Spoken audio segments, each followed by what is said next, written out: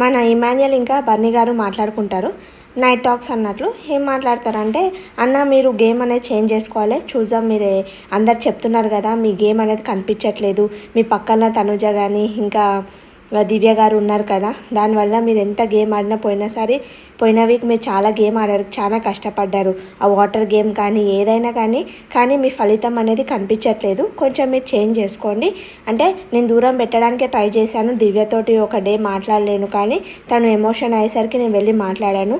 రాముతోటి గిట్ట నేను క్లోజ్ ఉన్నాను కాబట్టి వానితో గిట్ట మాట్లాడకుండా ఉండలేకపోయాను అని అంటే, కొంచెం మీరు ఉండండి అన్న, గేమ్ లాగా ఆడండి, గేమ్ అయిపోయిన తర్వాత వెళ్ళి మీరు కంటిన్యూ చేయండి, ఏమైనా మాట్లాడుకోండి, తనుజతోటన్నా దివ్యతోటన్నా రాముతోటన్నా ఏమైనా మాట్లాడుకోండి, కానీ గేమ్ విషయంకి వచ్చే వరకు ఇండివిజువల్గా ఆడితే మీకే గేమ్ అనేది మంచిగా అవుతుంది, మీరు ఇంప్రూవ్ అవుతారని మన ఇమాన్యుయల్ గారు చెప్తారు.